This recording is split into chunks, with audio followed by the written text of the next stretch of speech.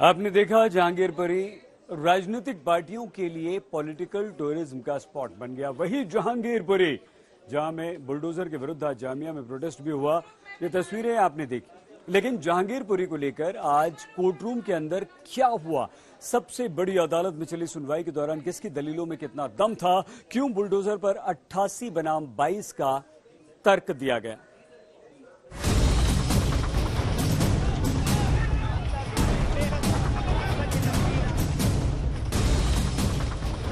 देश की सबसे बड़ी अदालत, देश का सबसे बड़ा सवाल, देश का सबसे बड़ा विवाद, कोर्ट में मिल गया सीधा जवाब।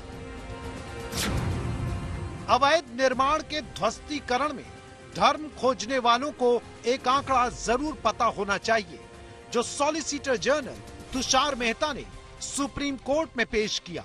आंकड़े में दावा किया गया है कि 88 हिंदुओं के अवैध निर्माण पर बुलडोजर चला, जबकि इसकी तुलना में सिर्फ 22 मुस्लिमों के अवैध निर्माण को बुलडोजर से ढहाया गया।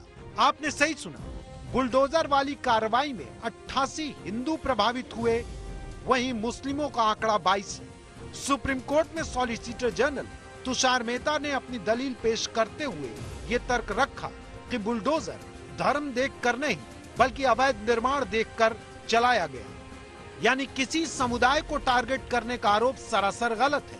ये दलील सॉलिसिटर जनरल ने जहांगीरपुरी केस में दी।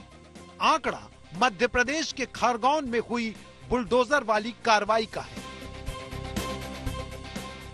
आप सोचेंगे कि जहांगीरपुरी में चले बुलडोजर केस की सुनवाई के दौरान हुई बहस में मध्य प्रदेश के आंकड़े क्यों रखे गए? क्यों 2 हफ्ते यानी 14 दिन तक जहांगीरपुरी में अवैध निर्माण पर बुलडोजर चलाने पर सुप्रीम कोर्ट ने रोक लगा दी?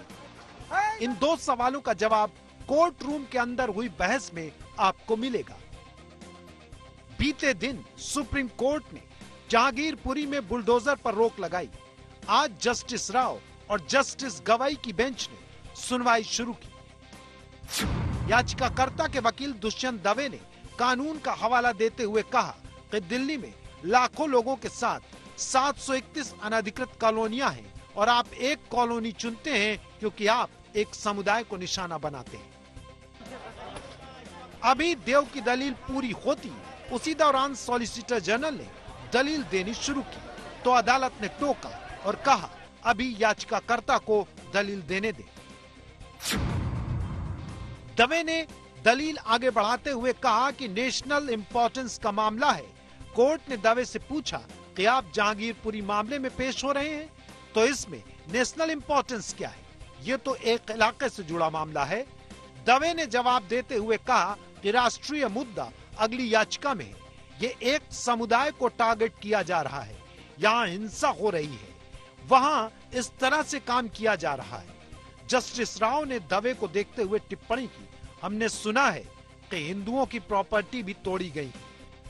वहीं जमीयत के लिए कपिल सिब्बल ने दलील देते हुए कहा कि अतिक्रमण की समस्या दिल्ली नहीं बल्कि पूरे देश की है, लेकिन यहाँ सिर्फ मुस्लिमों को टारगेट किया जा रहा है, बुलडोजर पर रोक लगनी चाहिए। जस्टिस राव ने कहा हम पूरे देश में तोड़फोड़ पर सीधी रोक नहीं लगा सकते। सिब्बल ने कहा हम बुलडोजर से तोड़फोड़ पर रोक चाहते हैं। जस्टिस राव ने जवाब देते हुए कहा तोड़फोड़ हमेशा बुलडोजर से ही होती है। सुप्रीम कोर्ट में हुई सुनवाई बहुत ही दिलचस्प रही, क्योंकि सुनवाई की शुरुआत में ही याचिकाकर्ताओं की तरफ से दुष्यंत दवे ने बहुत सारी दलीलें दी। उनका ये कहना था कि एक विशेष समुदाय को टारगेट किया जा रहा है। दिल्ली में 17,000 से ज्यादा अवैध कॉलोनियां हैं, लेकिन इसमें सिर्फ जहांगीरपुरी में वो भी एक खास समुदाय को टारगेट किया जा रहा है। ये अपने आप में गंभीर विषय है। फिर कपिल सिब्बल ने इस दूसरी याचिका में जो जमीयत उलेमा हिंद की तरफ से दाखिल की गई थी, उसमें भी उन्होंने यही बताया कि कोई ऐसा कानून नहीं है जिसके तहत बिना नोटिस के आप किसी भी जगह बुलडोजर चला सकते हैं। कोर्ट में एनडीएमसी की ओर से पेश हुए सॉलिसिटर जनरल तुषार मेहता ने अपनी दलील रखते हुए कहा दिल्ली नगर निगम अधिनियम के प्रावधानों के तहत किसी भी स्टॉल, कुर्सी, बेंच आदि को सार्वजनिक सड़क पर रखा गया है। उन्हें अधिनियम के उल्लंघन के बिना किसी पूर्व सूचना के हटाया जा सकता है। जस्टिस राव ने एसजी की दलील पर जवाब देते हुए पूछा कि क्या 20 अप्रैल को जहांगीरपुरी में किया गया ध्वस्तीकरण सिर्फ स्टॉल्स, कुर्सियों, बॉक्सेस की बेंच आदि हटाने के लिए था? क्या कल की तोड़फोड़ सिर्फ स्टॉल्स, कुर्सी, मेज आदि हटाने के लिए थी? एसजी ने जवाब देते हुए कहा, सार्वजनिक सड़क, फुटपाथ आदि पर जो कुछ भी था उसे हटा दिया गया। सवाल है कि क्या ये विध्वंस बिना किसी नोटिस के किया गया था? लोगों को आने दो और कहने दो। वे कहें कि नोटिस जारी नहीं किया गया था, मैं नोटिस दिखाऊंगा। सुप्रीम कोर्ट काफी सख्त रहा है इस चीज पे कि we will take a serious view for this a little letter. तो एक्शन अगर उन्होंने किया है deliberately, they have flouted the order, तो कोई ना कोई एक्शन होने की संभावना है। आपने क्या याचिका इस पूरे मामले में? मेरी याचिका चारों स्टेट में जो रिलीजियस डिस्टर्बेंसेस हुए हैं उनसे रिलेटेड है कि उन पे एक न्यायिक इंक्वायरी बिठाई जाए। जनरली अगर आप देखें कि कोई भी नोटिस जब किसी को इशू की जाती है तो जो ऑक्यूपायर है बिल्डिंग का उसको नोटिस दी जाती है और उसमें स्पेसिफिक पोर्शन कभी भी नहीं दिया जाता है क्योंकि वो हरदम एक विवाद का विषय होता है। तो जनरल नोटिस दे करके ये कहा जाता है कि आपका इलीगल, आप अनऑथोराइज आपने बनाया हुआ है, इसको डिमोलिश करने के ऑर्डर है और आप 5 से 15 दिन के अंदर आप इसके विषय में अपनी शो कॉज जो भी आपको कहना है उसके विषय में आप कहें। आज सुनवाई के दौरान गुप्ता जूस कॉर्नर, जिनकी जहांगीरपुरी में जूस की दुकान को ध्वस्त किया गया था, के वकील वरिष्ठ अधिवक्ता संजय हेगड़े पेश हुए। कोर्ट ने हेगड़े से पूछा कि क्या उनके मुवक्किल को विध्वंस के संबंध में पूर्व नोटिस जारी किया गया था? क्या उनके मुवक्किल के पास रास्ते में स्टॉल, कुर्सी या टेबल हैं? हेगड़े ने कहा कोई नोटिस नहीं जारी किया गया। एसजी ने जवाब देते हुए कहा बिल्डिंग को गिराने के संबंध में नोटिस जारी किए गए थे। पहला नोटिस 19 जनवरी को, दूसरा 2 फरवरी को भेजा गया। अब तक कुल 5 नोटिस जारी किए गए। समुचित नोटिस देने के बाद डिमोलेशन शुरू किया गया। बिना नोटिस के तोड़फोड़ का आदेश देने का आरोप गलत है। तुषार मेहता ने पूरे मामले में अहम दलील देते हुए ये भी कहा कि मध्य प्रदेश के खरगोन में अतिक्रमण विरोधी अभियान में 88 प्रभावित लोग हिंदू और 22 प्रभावित हैं मुस्लिम। किसी एक समुदाय को टारगेट करने का आरोप सरासर गलत है।